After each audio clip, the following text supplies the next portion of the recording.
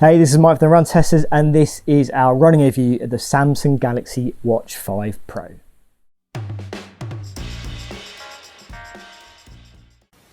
So here's a quick rundown of the key things you need to know about the Samsung Galaxy Watch 5 Pro and what it offers runners. Unlike the Galaxy Watch 5, it comes in just a single 45mm case size and is priced from £429 or $449 for the Bluetooth only model.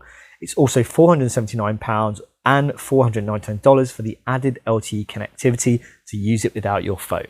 It's for Android users only and runs on the latest version of Google's Wear OS with Samsung's UI overlaid on top, giving you access to the Google Play Store to track runs with third-party apps. In terms of design, there's a titanium case, enhanced sapphire crystal, and a bezel that slightly protrudes to better protect the display.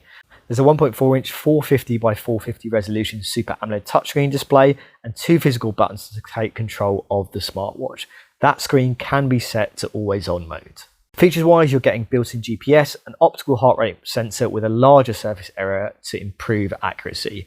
There's dedicated modes for outdoor and treadmill running with a running coach that's designed to help increase your speed. There's two data screens to show off your stats like duration, distance, pace, calories, average cadence, and average pace. You can also view heart rate and capture the same advanced running metrics as the Galaxy Watch 4. You do now also have the ability to create interval workouts from the run settings menu before you hit that run tracking button. Samsung includes the ability to upload GPX route files and follow maps, get turn-by-turn navigation, and use a trackback feature. These features are primarily designed for cyclists and hikers and is only available on the Galaxy Watch 5 Pro.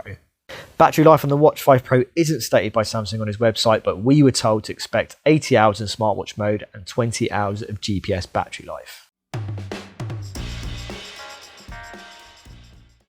So a few notes on what the Samsung Galaxy Watch 5 Pro actually is. So this is essentially replacing the Samsung Galaxy Watch 4 Classic, which was a bit more, well, as the kind of name suggests, a more kind of classic watch kind of style smartwatch in terms of design.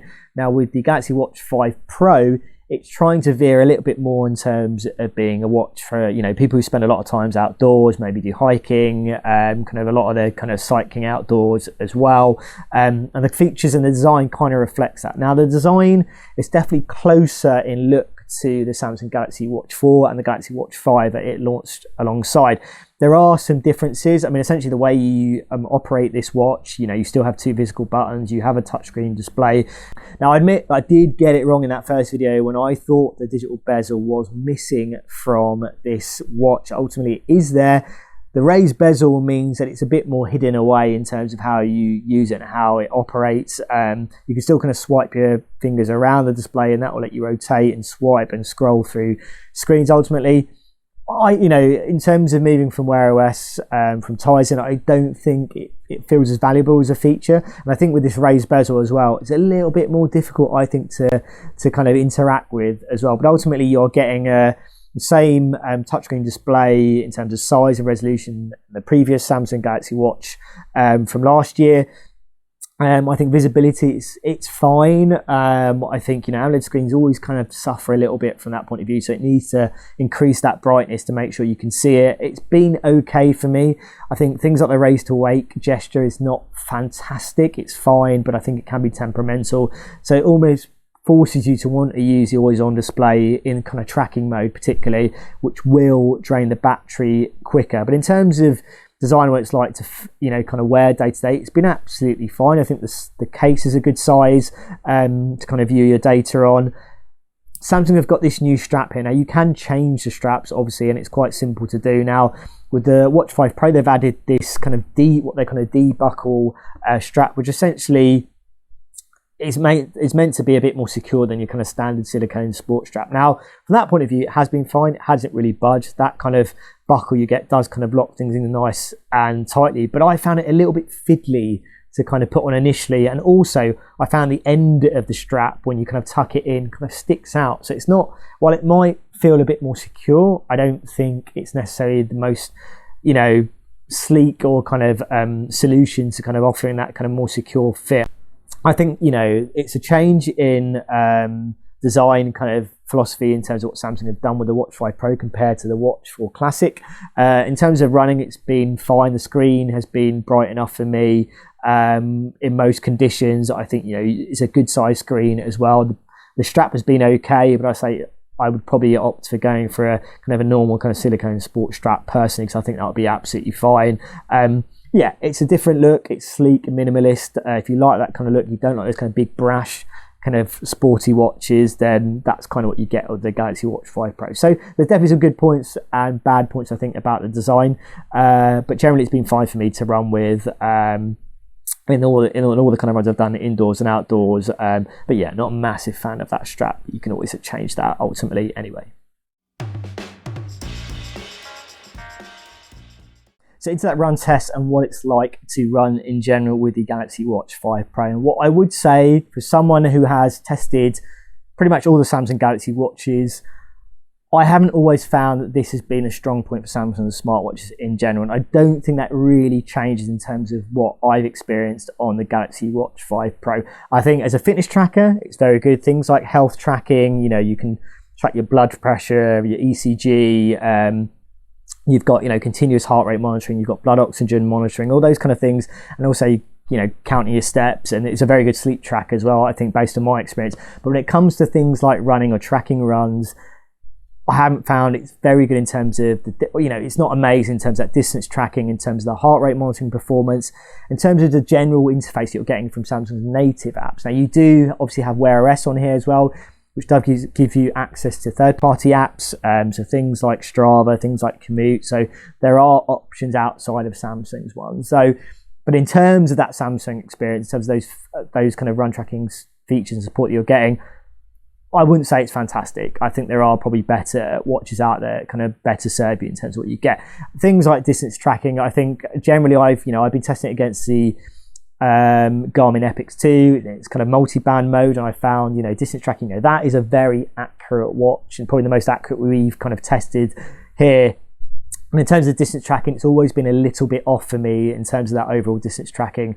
So the metrics have been slightly skewed as well. Indoor tracking as well, when I've used it against a kind of calibrated kind of Garmin Epix, and it's been off in terms of the distance tracking as well. A weird quirk I still think hasn't really been solved by Samsung is that, if you accidentally record a workout and you want to delete it, it saves the workout. It's not an easy way. A lot of watches will say, we've noticed this is a short workout, do you want to delete it? It still doesn't do that, which for me is really odd. It's a small gripe, but it's a bit of an annoying one to have that kind of data in your companion phone app as well. In terms of kind of heart rate monitoring, I think, again, it's good for steady pace workouts. I found that sometimes it reports very high heart rate readings at the beginning of a run, and that ultimately kind of skews the rest of the data that you're going to get. It can be fine sometimes.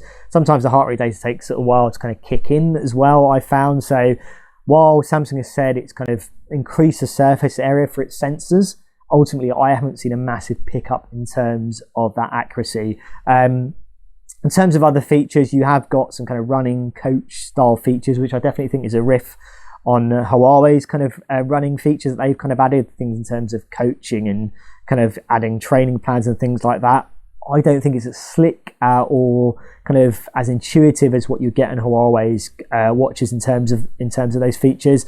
The kind of analysis that you're getting in terms of extra metrics, things. So you have the kind of advanced running metrics that we got in the Samsung Galaxy Watch 4, where generally, I compared it to the Garmin that I was running with, which was paired with the Garmin HRM Pro Plus heart rate monitor, which obviously produces a lot of those same advanced running metrics.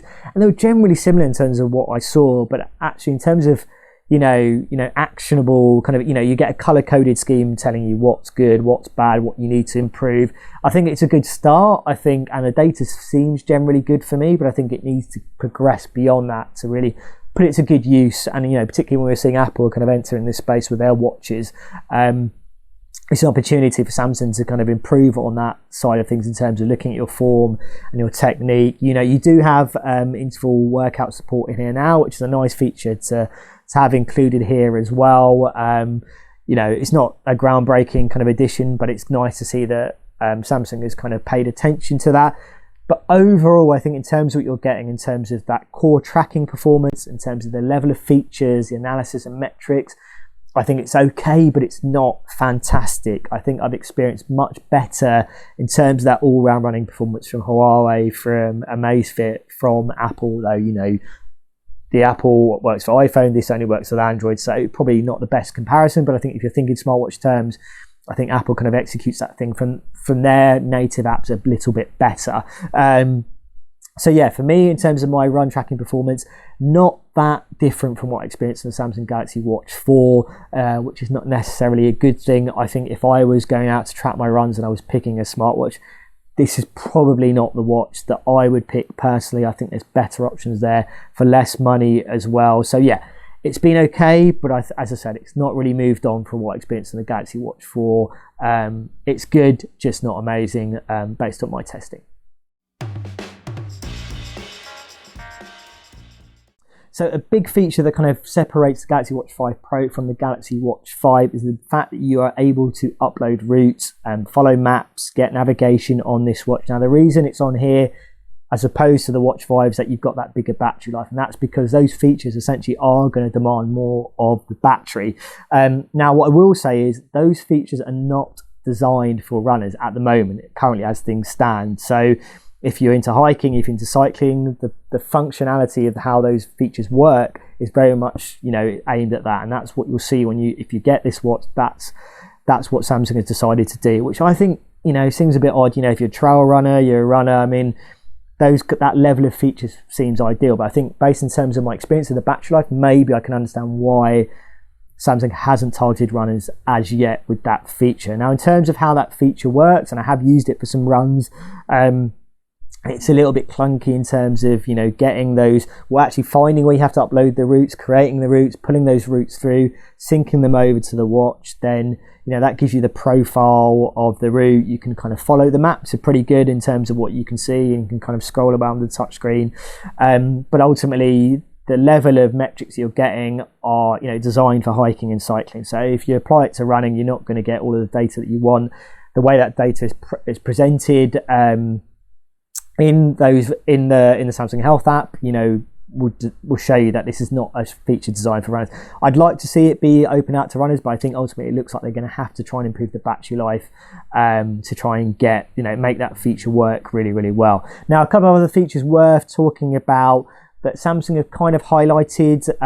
So there's a temperature sensor here, but it's not live, so I can't really tell you about how that really works, and hopefully Samsung will elaborate how that's going to be integrated into the smartwatch. I think it's mostly going to be around health and wellness monitoring. There is a new feature in terms of offering estimated kind of sweat loss and how much you should rehydrate. That's based on things like inputting your age, your kind of body type. It looks at heart rate information as well during your workouts as well, to try and, estimate what you should take on after, how much you've sweat out in terms of moisture. I think it's a nice feature. I feel like, it maybe needs to be a bit more integrated into the overall kind of experience of using that feature, or using it for when you're tracking workouts. I didn't find it massively useful. I mean, I looked through it and the companion app after my run, but ultimately, the kind of data I saw it felt a bit general in terms of what I saw. The other feature that I didn't really get to experience, and I don't know if it's kind of there ready to test, is the ability to kind of see real-time recovery after kind of cardio workouts. I tried some cardio workouts with it, and I didn't really get those kind of real-time kind of resting or recovery insights, which are supposed to kick in a few minutes after your workout. And that was kind of one of the classes I did was kind of a HIIT running and kind of gym workout. So from that point of view, it didn't quite, it's not there, or either it's not present there for me to test yet. So in terms of those extras, as I say, not really running focused, I would say. Potentially could be useful features to improve what you're getting in terms of kind of a health and wellness kind of experience, but ultimately for runners, I don't think you're going to care too much about those features. Hopefully the mapping and navigation features will roll out or be better suited to runners. I think it's a missed opportunity there from Samsung in terms of adding this to the Galaxy Watch 5 Pro.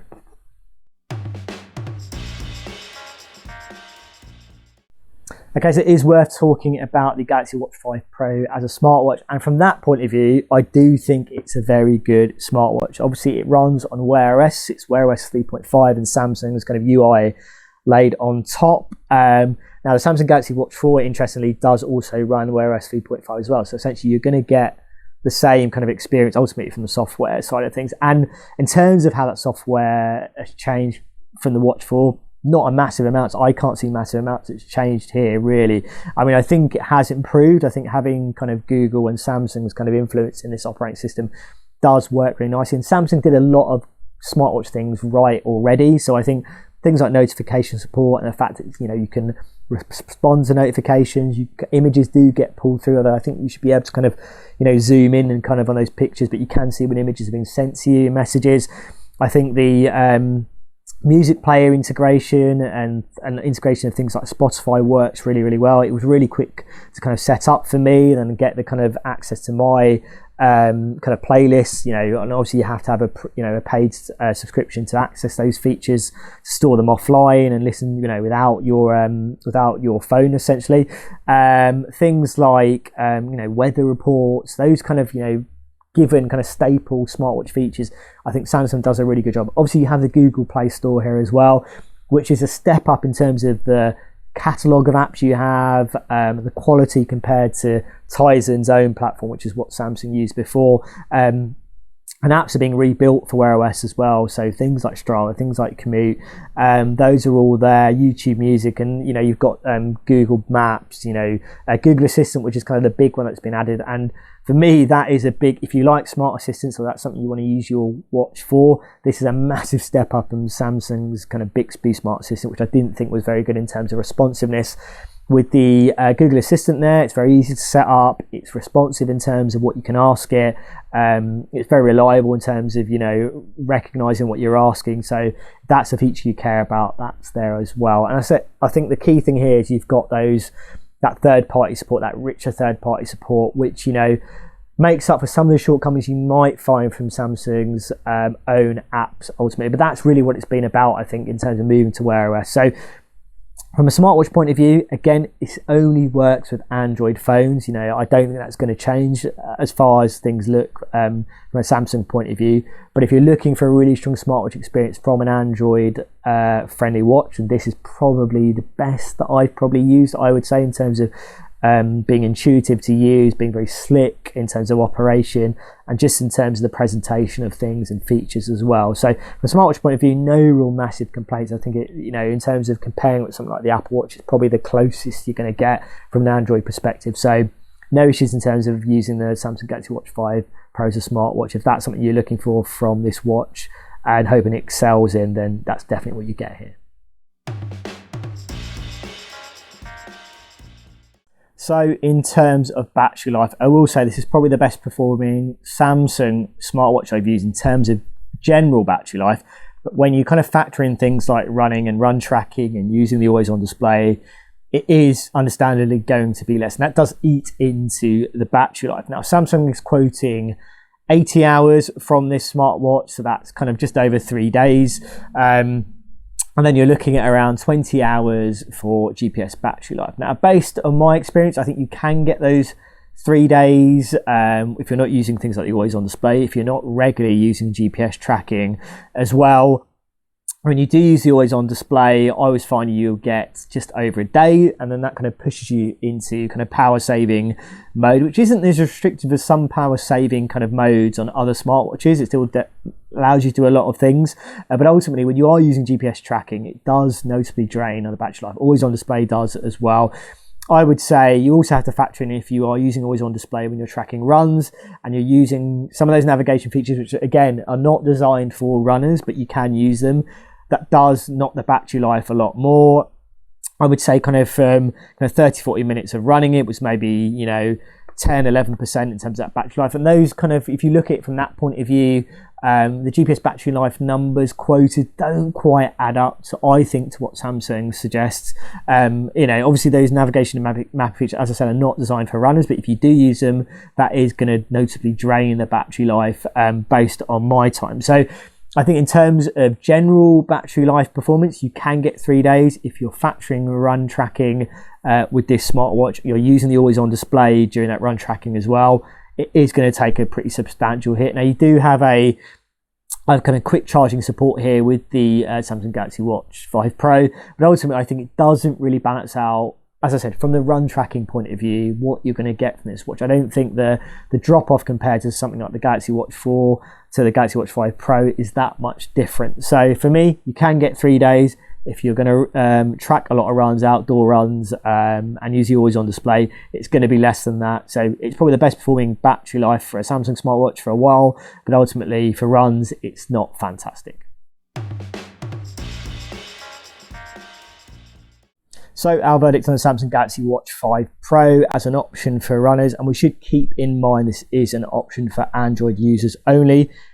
I would say that the running experience isn't that far off what we got on the Samsung Galaxy Watch 4. And for that point of view, I don't think it is a strength for Samsung in comparison to what else is out there. I don't think sports tracking is the thing that you would buy this watch for. I think, you know, if you're happy with kind of fitness tracking, really strong smartwatch features, and improving battery life as well, then that would be a reason to go for the Galaxy Watch 5 Pro. In terms of that core running kind of experience and tracking and the performance, for me, it's not quite there. And you know, there are better options out there, I think, in terms of what you can get from that running performance, particularly if you're an Android user. I think Huawei's watches offer a much richer, more accurate experience in terms of that run tracking. You can pair external sensors to Huawei watches like the Huawei Watch GT Runner and the Huawei Watch GT3 as well. You've obviously got the Garmin Venue 2 series as well, which for me has that core great run, you know, kind of Garmin tracking experience that you get, all the things that you would kind of expect to see from a kind of sports watch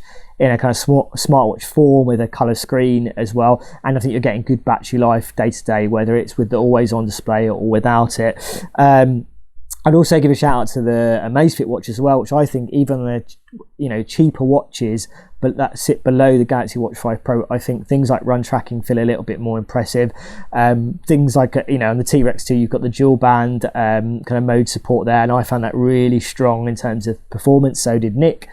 So I think in terms of if you've got an Android phone, you are looking for a smartwatch or a smartwatch experience with kind of, you know, some strong sports watch features as well, I would say probably look at the Huawei. That works for iOS and Android. I think the Amazfit watches, things like the T-Rex 2, again, iOS and Android friendly as well. Really strong battery life, and obviously the Garmin Venue 2 as well, which I think gives you that core really strong Garmin sports tracking experience, a great screen, I think very good battery life as well. And for runners, I think those options I think will serve you better in comparison to the Galaxy Watch 5 Pro. So there have it, that is our take on the Samsung Galaxy Watch 5 Pro. Now if you've got any questions about this watch or other watches you want to see it tested against, let us know in the comments. As always, like and subscribe, hit that little bell to find out about our latest videos, and yeah, we'll see you for the next Run Testers video.